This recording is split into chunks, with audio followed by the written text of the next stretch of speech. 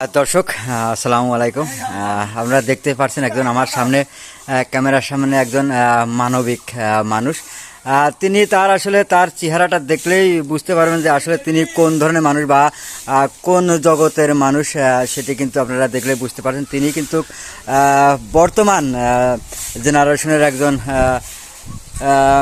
আর্মির ডিপার্টমেন্টের লোক।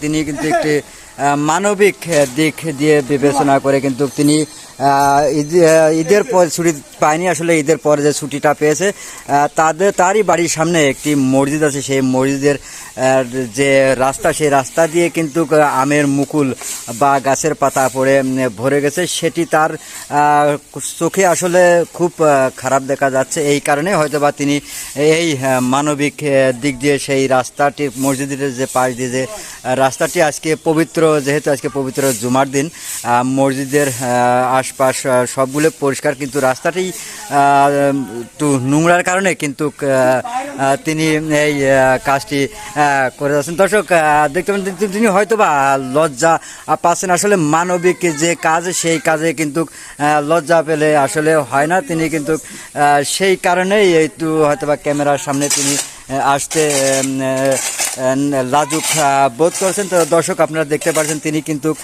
প্রথমে ঝাড়ু দিয়ে নিয়েছেন, পরবর্তীতে কিন্তু রাস্তায় যে ধুলাবালির কারণে, রাস্তায় পানি মারার কারণে কিন্তু রাস্তা হয়তো বা একটু সাইডে কাদা লেগে গেছে, সেই কাদাটি কিন্তু তিনি কোদাল দিয়ে পরিষ্কার করছেন। দর্শক এই ভিডিওটি আসলে তার মানবিকতায় কেমন লাগলো বা তার দিক দিয়ে আপনাদের কাছে কেমন লাগলো, ভিডিওটি অবশ্যই শেয়ার করবেন এবং কমেন্ট করে জানাবেন। তো দর্শক এই ছিল আমার ভাইয়ের পক্ষ থেকে এই ভিডিওটি করা। ভাই আপনার এই ভিডিওটি কি আমি আপলোড করব? ভাই আপনার অনুমতি নিচ্ছি ভাই। আসলে একজনের অনুমতি ছাড়া একটা ভিডিও আপলোড দেওয়াটা আসলে কেমন হয় কি ভাই? আমি এই ফেসবুকে ভিডিওটা ছাড়বো, আসলে ছাড়তে পারবো কিনা ভাই?